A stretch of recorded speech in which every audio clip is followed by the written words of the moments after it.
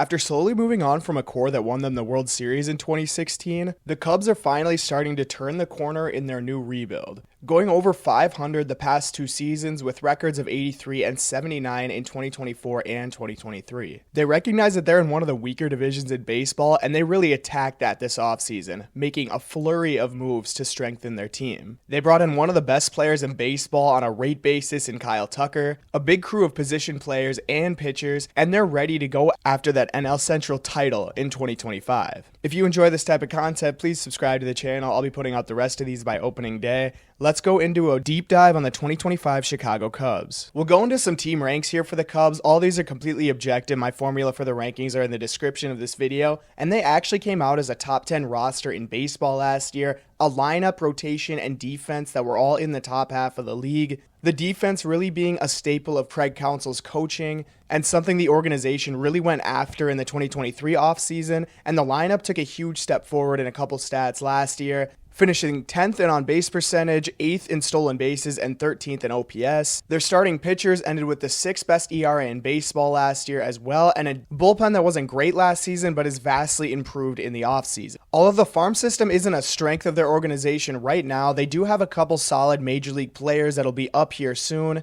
although their minor league pitchers come in at dead last on these rankings. Craig Counsell is the manager here for the Chicago Cubs, brought over from the Milwaukee Brewers last offseason on one of the biggest deals ever for a manager. 83 and 79 last year. He'll be here for a long time. Jed Hoyer has been here for a long time. This is going to be his 14th season in the Cubs front office.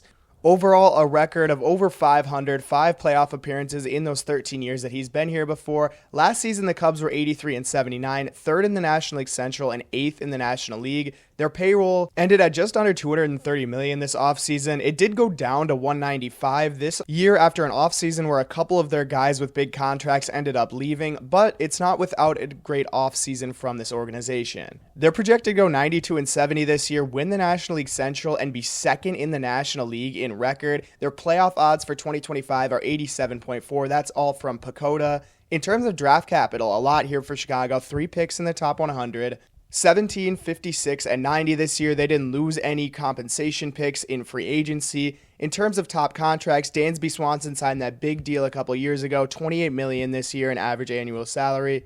Ian Happ signed an extension, $19 million. And then Seiya Suzuki also signed a deal a couple off seasons ago, $19 million for him as well. Their last playoff appearance was in 2020. They made the wild card round and got swept. So this will be the first time in a pretty long time that they will be expected to make the playoffs this year. In terms of park factor, they're 97. That's 26 in the league. That's just a stat that measures how much of a hitter or pitcher's park that you play in. Wrigley is the 5th biggest pitcher's park in all of baseball. And then an organization success. Last year, AAA 68 and 82. Their AA team was very good, 87 and 50. And both their high A and A ball teams were under 500 last year. In terms of season storylines, the biggest one for me is they absolutely loaded up for this 2025 season. They really want to make a run at the playoffs and the National League Central, and they did so. We'll go over offseason additions in the next slide, but Kyle Tucker is here over from the Astros, Ryan Presley, etc. The back of the rotation is definitely a storyline for me. Javier Assad injured to start the year. Colin Rea is currently listed as the 5 starter. The 4 and 5 in the rotation are not as strong as the top 3. That can be said for a lot of teams, but I think there's a pretty solid drop-off here, although Ray did have an all-right season last year. And then the youth in the lineup, I have Crow-Armstrong here. There's a couple of young guys in this lineup that if they take steps forward offensively are really going to be valuable players to this team, and I think really become X factors for this team in terms of what their production can do to win them games. A huge offseason in terms of additions for the Cubs, not too many subtractions. I'll go over them really quick. Isaac Paredes traded to Houston in the Kyle Tucker trade. 3.4 WAR last season, although he wasn't great in Chicago. Cody Bellinger, big deal, moved to New York this offseason for Cody Poteet. And then Kyle Hendricks and Jorge Lopez both left in free agency. They combined for just over half a win above replacement last season. Go into the additions, started with Kyle Tucker. Last season, one of the best players in baseball on a rate basis, but only played 78 games. He's projected 4.7 WAR. He'll be a free agent after this season. Matthew Boyd, an interesting one, 2 years, $29 million. 1.7 projected WAR. Didn't have a very big sample last year. The Cubs believed in him enough to give him almost $30 million. Carson Kelly brought in to be a backup catcher here and actually play a lot against lefties. Really solid season for him last year in Texas. Ryan Pressly also brought over in a separate trade with Houston. He'll be the closer here in Chicago. Colin Rea, a 1-year, $5 million deal from Milwaukee, one of Craig Counsell's guys. Justin Turner, a veteran to be on this bench, play some first base and some DH. Jon Berti, right away to start the season, I believe will be the starting second baseman due to the Nico Hoerner injury. Ryan Brasier in a trade with the Dodgers after he was DFA'd after an incredible season just because of the roster that the Dodgers have.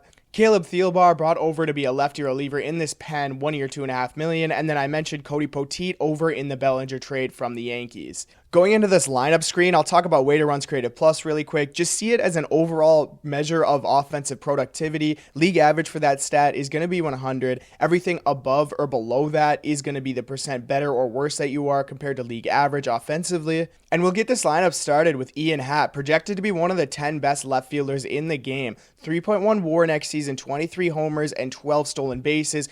Almost 20% better than league average as a hitter. He's had 3 really good seasons in a row here for Chicago. Seiya Suzuki, really good offensively, not as good defensively, and that's why he's slotted in here at DH. A really good hitter, though, 21 homers on the projections.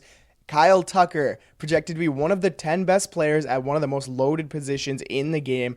37% better than league average. 30 homers, 21 steals, almost 5 WAR. A really solid right fielder. Michael Busch, a really good pickup from the Cubs last year, had a good season, projected 20 homers, just under 2 WAR. He'll be your first baseman to start the year. Dansby Swanson, projected 4.3 WAR, but not top 10 at his position. A really loaded shortstop position in baseball right now. He'll be about league average as a hitter next year. 21 homers, 15 steals. Gets a lot of his value from his defense. Crow-Armstrong, a big X factor for this team. Really good defensively and in base running, but not as good of a hitter. Matt Shaw hasn't played yet in the majors. The Cubs really like this guy, though. Their number 1 prospect. 16 homers, 17 steals on the projections. Miguel Amaya, another young catcher here, projected to be just about league average this season, 1.2 WAR. And then Jon Berti, brought in as a free agent this offseason, currently slotted in as the second baseman. Nico Hoerner will be here, though. I'll go over him in this video. On the bench, Carson Kelly, good backup catcher. Justin Turner, a guy who can get some at-bats. Gage Workman, brought over from Detroit as a Rule 5 pick. And then Vidal Brujan, brought over from Miami on a trade. In this projected rotation, Shota Imanaga, a great season after coming over from Japan last year. 31 years old, projected to have another really good season this year. Justin Steele, a really solid lefty in this rotation. 166 innings, just under 3 WAR for both of those guys. Jameson Taillon, the big righty in this rotation. 4.31 ERA on the projection, so they expect him to take a bit of a step back, but he had some good signs last year. Matthew Boyd, another lefty in this rotation. I mentioned him as a guy that got brought in this offseason. Projected just under 2 WAR next year. A really solid sample last season. And then Colin Rea, 122 innings, 4.53 ERA. Not really a huge positive in terms of quality, but he will definitely give you quantity in the fact that he is an innings eater. Javier Assad, Jordan Wicks, Ben Brown, and Cody Poteet will all contribute to this rotation at some point of the season. And that'll bring us to the bullpen. Closer here, Ryan Pressly, brand new in from Houston. He'll have a really good year this year. He's been one of the most consistent closers in the game, projected just under a 24% K rate. Porter Hodge, one of the better relievers you've probably never heard of if you haven't watched the Cubs games.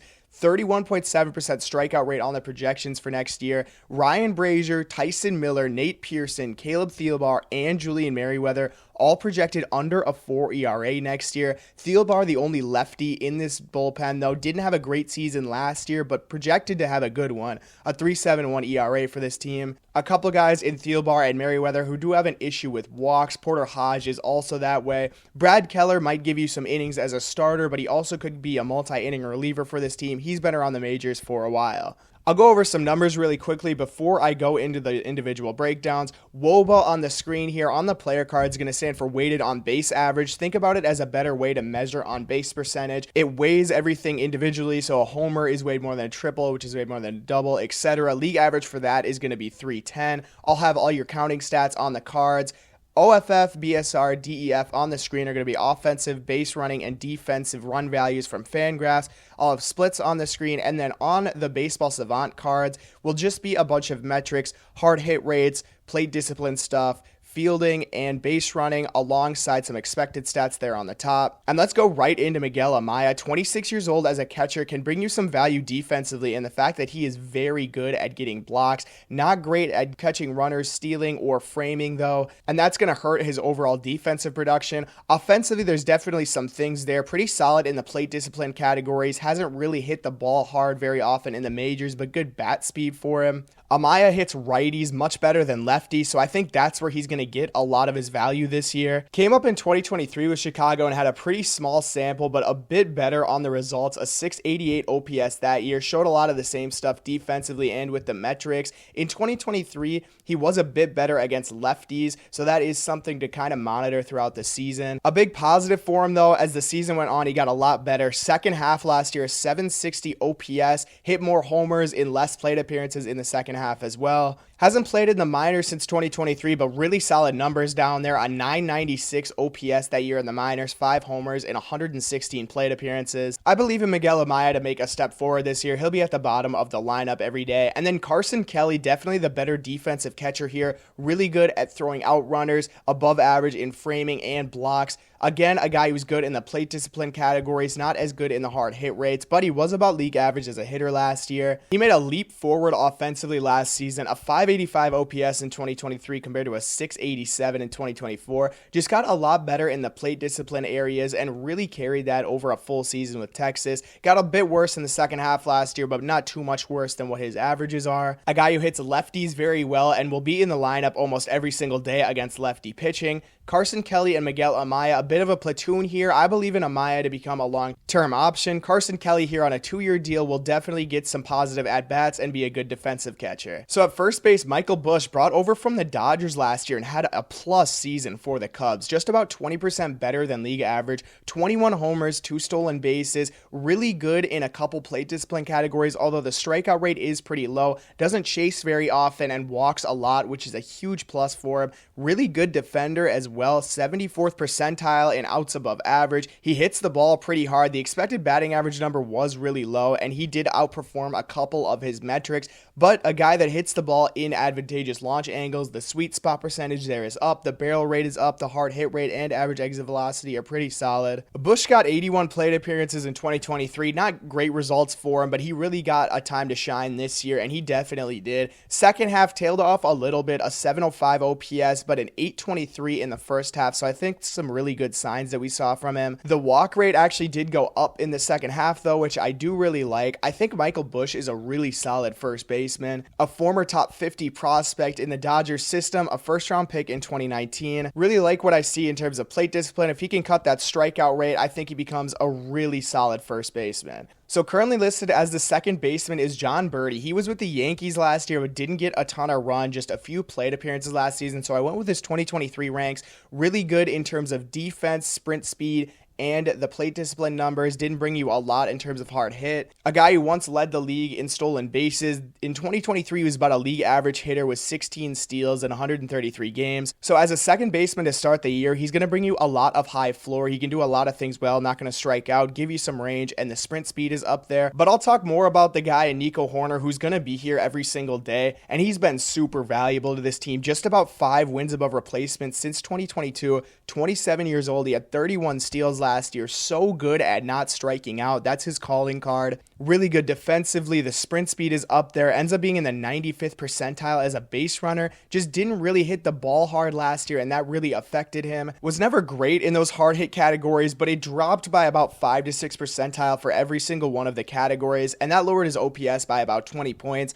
In 2022, 737 OPS, so a lot of the same from Nico Hoerner the past 3 years. About a league average hitter and a guy who's going to bring you a ton of defense. Got better in the second half last year, a 742 OPS. Had flexor tendon surgery, so he's going to need a bit of time still to get back. Not exactly sure when he'll be on this team, but he will definitely be playing a lot of the season. A real solid high floor second baseman that if he can take a bit of a step offensively in terms of hitting the ball hard, would become one of the most valuable players in this game. game. At third base, Matt Shaw, a guy who's never played before, so I don't have any baseball savant metrics on him. I can give you some stats though. Last season, 46% better than league average between AA and AAA, a 394 WAR with 21 homers and 31 steals in 121 games in the minors. He crushed right-handed pitching, but he also hit good against lefties. 55 on the hit tool, 55 power, 55 run. Not as good of a defender, but he brings a lot of value in his bat. A high round draft pick out of Maryland in college, was really solid there and had a really good season in the minors last year.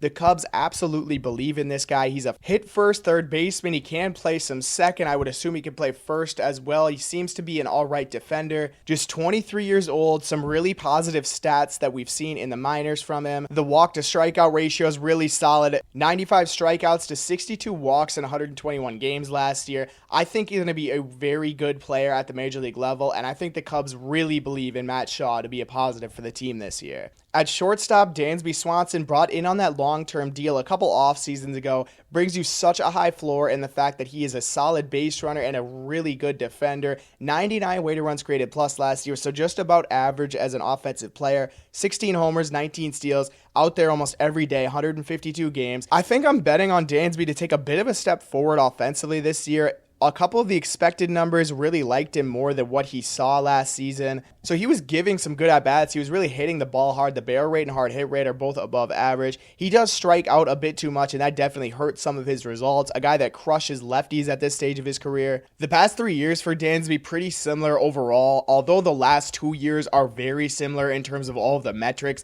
In 2022, much better with his hard hit stuff at 25 homers and 18 steals that year, a 776 OPS. Changed his profile a bit, started walking a lot more, not chasing as much, and that way he didn't strike out as much, but the hard hit numbers did take a step down. Long-time Atlanta Brave and long-time to be Chicago Cub, Dansby Swanson, a super high floor shortstop. Ian Happ, one of the most solid left fielders in the game, 22% better than league average last year offensively, 25 bombs, 13 steals, 3.7 WAR per 162. The hard hit numbers were really solid for him last year. Strikes out a decent amount, but walk-wise, oh my god, he's a goon. 94th percentile in walk rate last year. In 2024, a bit better against right-handed pitching, so that lefty swing is a bit better for him in terms of results. A switch hitter, a right-handed thrower. A guy who's been in Chicago for a long time. The past 3 years, very similar offensively. 782, 791, and 782 OPS. Although last season, he really took a step forward with the metrics. All of his hard hit rates shot through the roof. The walk rate is way up there. The bat speed actually went up as well, which I think is a sign of a shifted approach at the plate. He's trying to swing harder. He's trying to hit the ball harder. Defensively, not a ton there for Ian Happ, although he has a couple gold gloves on his resume, won it the past few years. I think most of it has to do with the fact that he's going to be out there every single day at left field. A really solid hitter, about an average defender, and a really good base runner. Feel really good about Ian Happ as the starting left fielder on this team. In center, maybe the biggest high floor player that you'll see on this entire series, Crow-Armstrong, maybe the best base runner and defender in the entire game. Just didn't bring a lot offensively last season. It was his first year in the majors. 87 weighted runs created plus, 27 steals last year in 123 games, 3 WAR last season. The average exit velocity and barrel rates were just about league average. Everything else was a bit below league average. Didn't walk very much, chased a lot, whiffed a lot. The expected numbers didn't really like him. But I have a couple signs that I think you can get excited for Crow-Armstrong. Second half got a lot better last season. A 735 OPS over those plate appearances in the second half. In the minors, 2024, he was down there for 26 games at 808 OPS, 5 homers in 117 games. In 2023, an 876 OPS, 20 homers in 500 plate appearances. The strikeout to walk thing has always been an issue for him. Last season in the minors, 32 strikeouts to 6 walks. The year before that, 129 strikeouts to 46 walks. But I think the bat to ball skill is there, and if Crow-Armstrong can be a plus hitter at any point in his major league career, he immediately becomes a top 10 center fielder in the game. By far the best hitter on this roster, a positive defender, a guy who's been doing it his entire career. He's gone to the World Series before. He's done everything that a baseball player can do, and he's only 28 years old. Just under 6 WAR per 162 the last 3 seasons. 80% better than league average offensively last year, and 23 homers in just 78 games for Kyle Tucker. Every single stat offensively jumps off the page. Funnily enough, his bat speed isn't even super high, so he's just hitting the barrel all the time. Just about full seasons the 2 years before last year for Tucker, 29 homers and 30 steals in 2023 and 886 OPS, 30 homers and 25 steals in 2022, so he's about a 30-30 guy every time that he's out there for a full season. The metrics honestly aren't much different over a full 162 either. Last season, he was just on a different level, hitting the ball at perfect launch angles, hitting the ball super hard, not striking out, walking a ton. He does everything at the plate. Really good defender in 22, below average in 23, and about average in 24, so not exactly sure what to expect from him there. But you don't even really worry about that stuff with Kyle Tucker because of how good he is offensively. A free agent at the end of this year, and he is going to get paid. Kyle Tucker, your starting right fielder for the Chicago Cubs. Seiya Suzuki, a really solid hitter here at DH for the Cubs. The metrics are really good for him. Just the strikeout rate as the bad thing on his profile. 38% better than league average last year, 21 homers, 16 steals, 132 games, did deal with one injury last year, but 93rd percentile in run value for him. Not great in defense, so he's going to be playing a lot of DH this year. Pretty solid against both lefties and righties. Came over from Japan in 2022, right away struggled a bit, but then really got his footing, and he's been great ever since. 769 OPS in 2022, 23 an 842, 24 and 844, so he's gotten better every year. A lot of the metrics in terms of plate discipline liked him a bit more in 2023, but he traded that for some really good hard hit stuff last year. 889 OPS post All-Star, so he got better as the season went on. A really solid designated hitter here in Chicago in Seiya Suzuki. On this bench here, Justin Turner brought over on a one-year deal with Seattle last year, just under 2 WAR per 162, and that's huge because he's not bringing you much defensively anymore. 17% better than league average offensively, 11 bombs, 139 games. Vidal Brujan brought over in a trade this offseason, hasn't really been a great player in the majors, negative 1.3 WAR per 162 since he's been up, but was a top prospect at one time, definitely has some tools, a decent defender, can be pretty fast, athletic. Cubs are banking on some potential upside with Brujan, a switch hitter as well. And then Gage Workman, a left-handed hitter brought over from Detroit, mostly an infielder last year, in Double-A. 18 homers and 30 steals last season, 40% better than league average. He was a Rule 5 pick, so he has to stay on the roster all year. Otherwise, he's returned to Detroit at the end of the season. A couple of question marks on this bench in Brujan and Workman, and then Turner will be there definitely every single day as an option off of the bench or potentially a DH. That'll get us into the pitching section of this video, and we'll start off with Shota Imanaga, go over some numbers really quick. A lot of the stuff on the Savant card is going to be the same exact metrics, although this time from the pitcher side, your walk rates, your strikeout rates, some of the hard hit stuff against.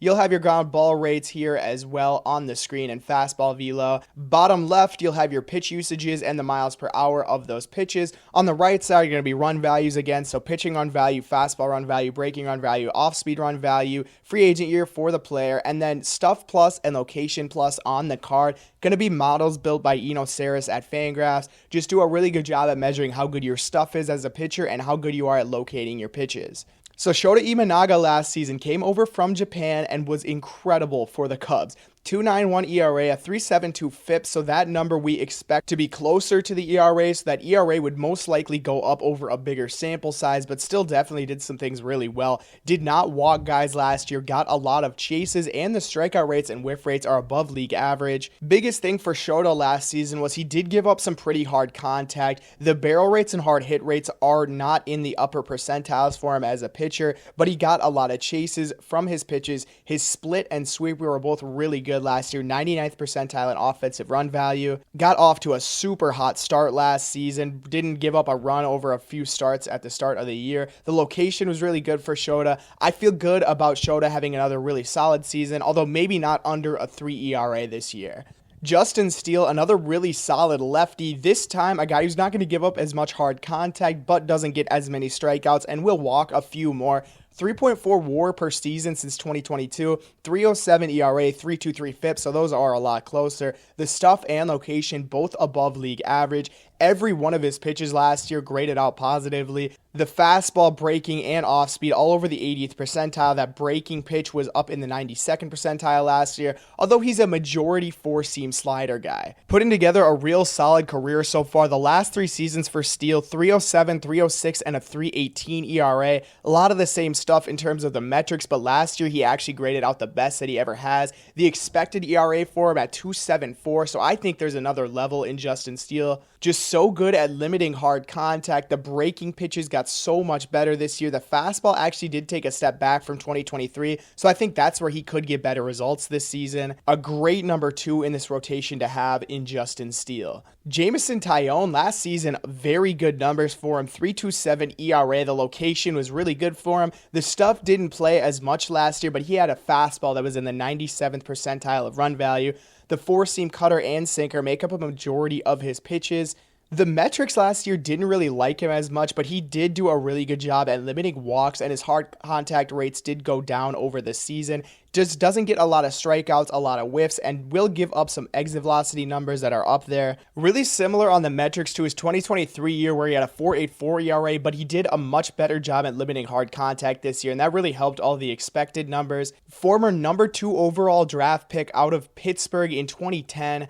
A high school pitcher, been around with the Yankees, and now the Cubs on a free agent deal. 3.27 ERA last year, a 4.84 the year before I mentioned, and a 3.91 the year before that. He's definitely going to give you innings, though. 165, 154, and 177 the past 3 years. I wouldn't go out of my way to say I see him as a big-time regression candidate, but I don't think these numbers are necessarily sustainable over a full season, giving you a 3.27 ERA with all those expected numbers being as bad, but I think he's going to give you a ton of innings in this rotation, and I think there's another gear of Taillon. He hasn't given you that good breaking pitch or the off-speed pitches the past couple seasons. Don't feel bad about Jameson Taillon as a 3-starter. He can do a lot of things for your team. All right, so Matthew Boyd, 2-year, $29 million deal, and he had 8 starts last season. 2.72 ERA. The location was really good for him, a 3.29 FIP. Really used that fastball to perfection last year. The four-seam and sinker were really good for him. Both the K rate and whiff rate numbers are way up there. The expected ERA was really good for him. Expected batting average and barrel rates were also good. Not a ground ball pitcher. He will give up some hard contact. But down the stretch last season for Cleveland was really good. Kind of revived his career out of nowhere. Just over 100 innings pitched the last 3 seasons. 71 innings in 2023 to a 5.45 ERA.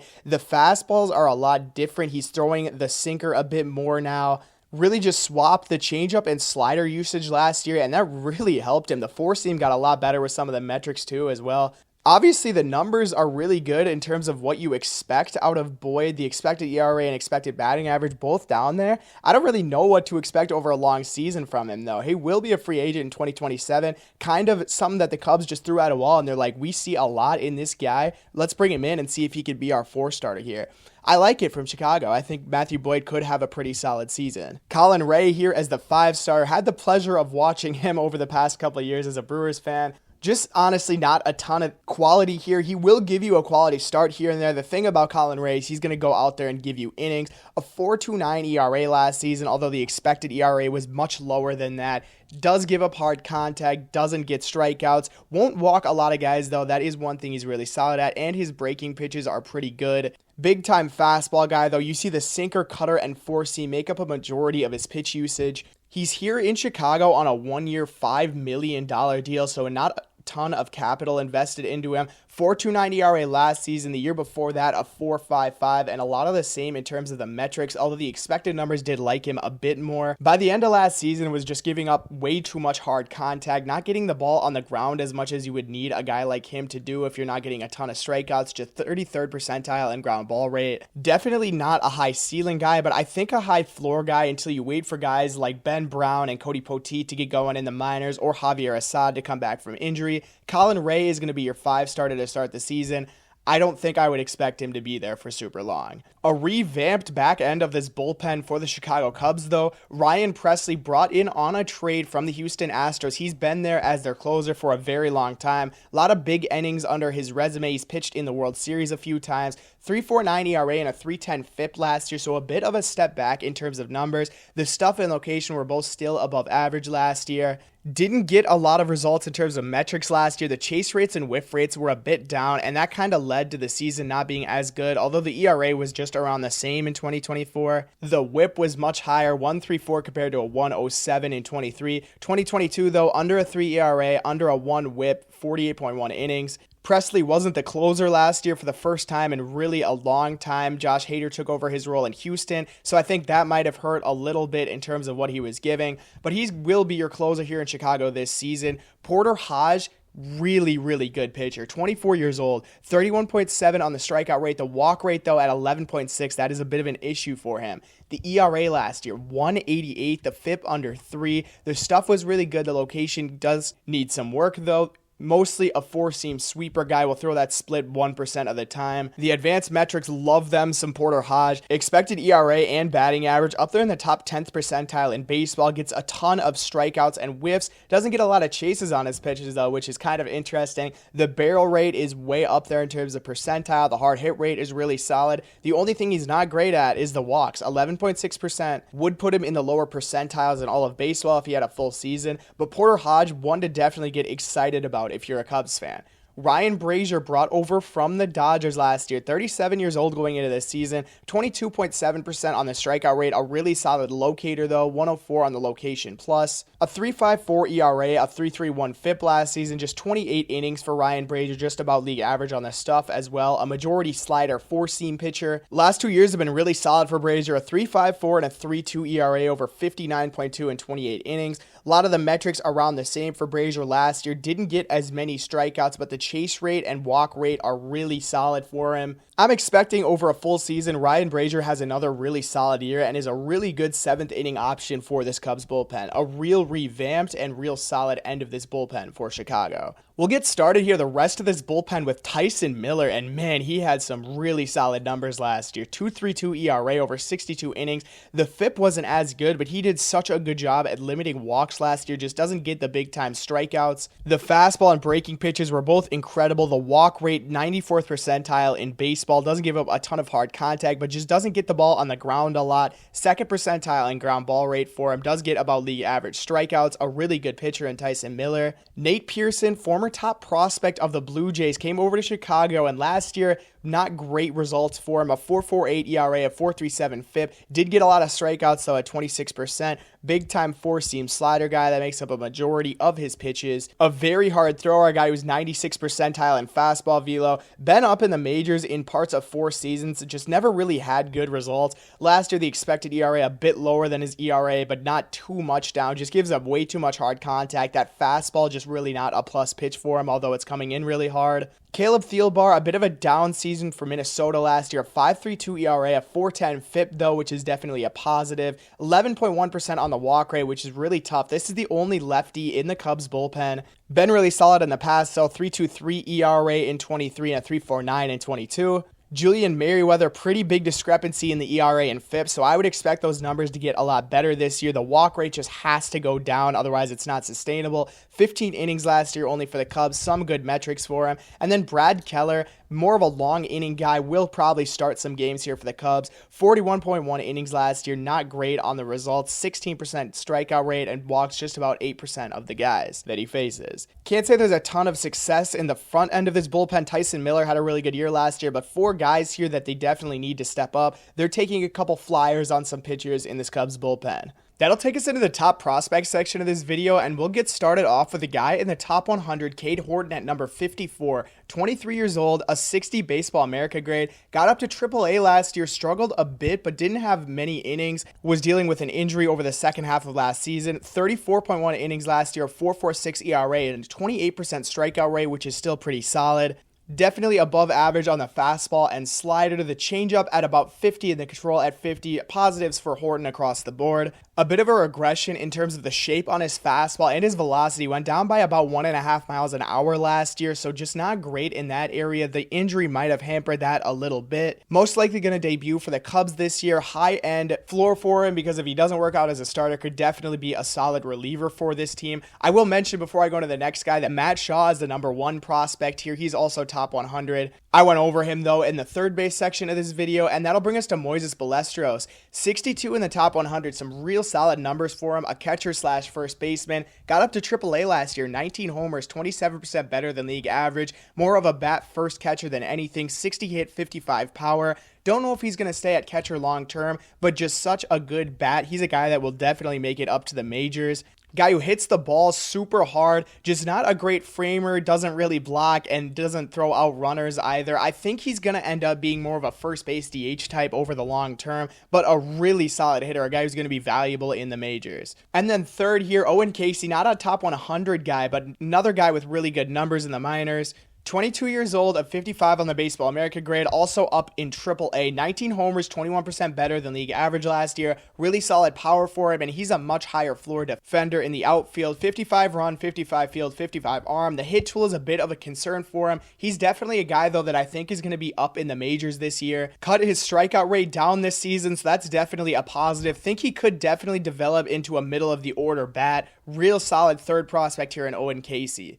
Into some more notable infield prospects. Jefferson Rojas, number 7 prospect, 19 years old, 55 on the hit, 50 across the board for run and field, and then the arm at 55. Got up to high A last year. Big time international signing for the Cubs a couple years ago. Did pretty solid in low A and DSL, just kind of struggled last year in high A, but he was one of the younger players in the entire league. Advanced bat to ball skills for a guy his age. I think he could end up being a real solid player. Cole Mathis out of College of Charleston, two-way player in college, pitched and hit in college, ended up getting drafted in the second round by the Cubs in 2024. Had Tommy John surgery, though, and missed all of last year. I think long-term just going to be a third baseman here for the Cubs. Will debut sometime in the minors in the first half of 2025. Still coming back from this injury, but has yet to play in the minors for the Cubs. James Triantos might be the best prospect out of this group. A hit over power second baseman that has a lot of speed. 60 hit tool, 55 run, 55 field, 55 arm. Really good contact hitter. Put up really solid numbers. 300, 345, 437 slash line in Double-A last season before getting promoted to Triple-A. Juan Thomas, big time international signing for the Cubs. Hasn't played yet in the minors, but will be in the DSL this year. 50 on the hit tool, 55 power, 60 run, 50 field, 50 arm, 6'3", 175. At 17 years old, already the number 12 prospect in the system. And then Ben Cowles, acquired in the Mark Leiter Jr. trade at the deadline last year. 50 hit tool, 45 power, 45 field, 45 arm, and a 50 run. Broke his wrist last season, so didn't play a majority of the year, but did get some at-bats in the Arizona Fall League for the Cubs. The hit tool is definitely his calling card. I don't know if he will end up being a full-time shortstop. Spent time there at second and third base last season. Outfield is not the biggest plus of this farm system, but there's a couple solid players here. Kevin Alcantara, 45 hit tool, 60 power, 60 field, 55 run. Some really good numbers in the minors over his career, the number 5 prospect. Made his major league debut for the Cubs last year. I would definitely expect him to be up. Big time power that definitely has a risk in the hit tool, but a plus fielder as well. A lot of really solid tools for Alcantara. Just needs to figure out how to keep those strikeouts down.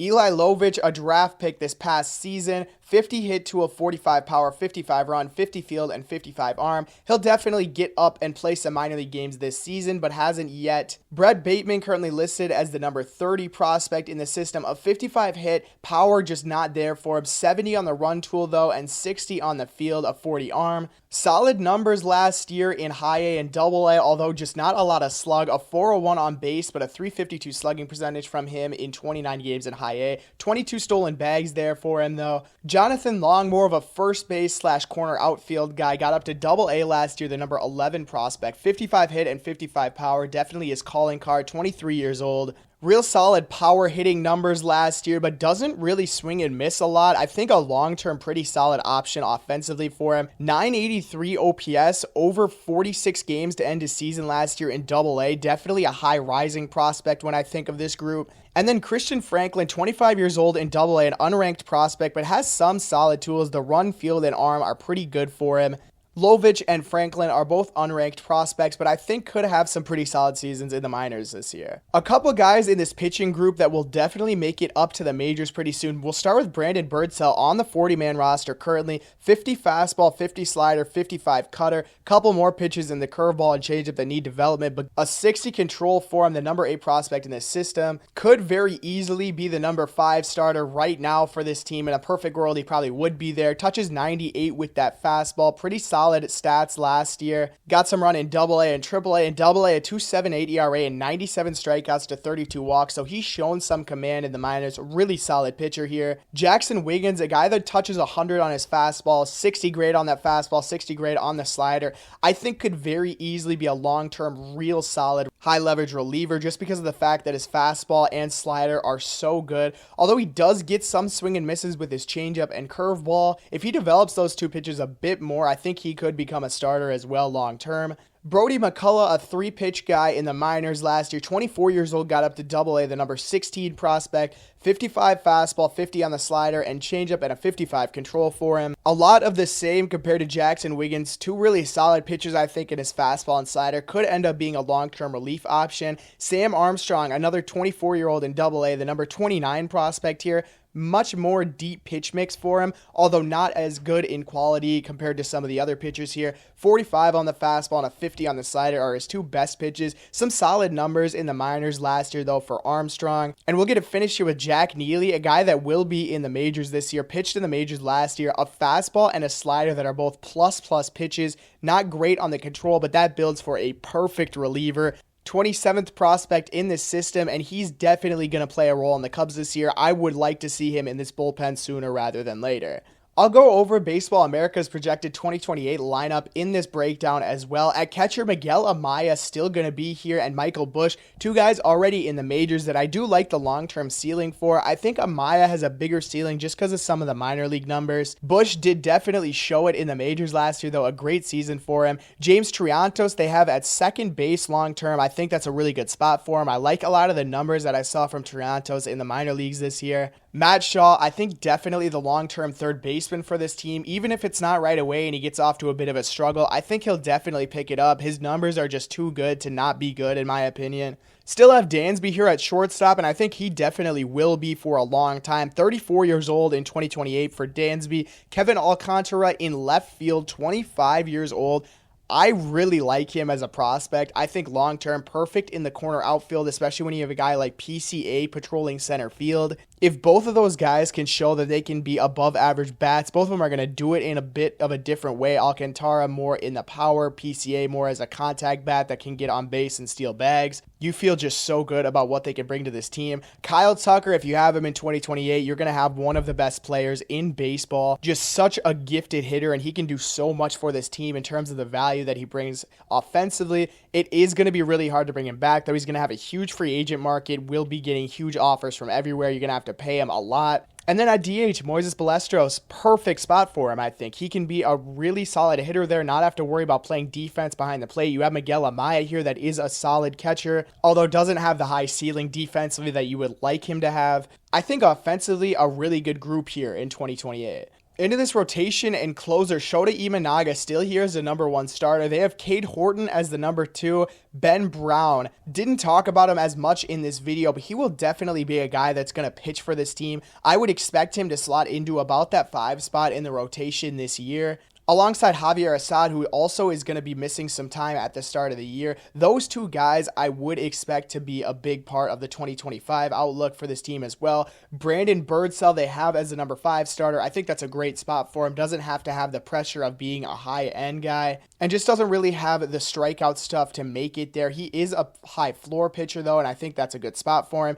Jackson Wiggins as the closer. I do like it long-term. I think those 2 pitches being really good is definitely a plus for him. Not sure why Justin Steele isn't in this group, because I think he definitely would be the number 2 starter out of all of it. This is straight from Baseball America, so I'm not 100% certain what their motivations behind these things are, although most of them don't factor in free agency and trades. I think if you add Justin Steele into this crew, this is a really solid group of pitchers. Feel good about Brown, Horton, and Birdsell long-term, and Jackson Wiggins I think could be a really solid closer.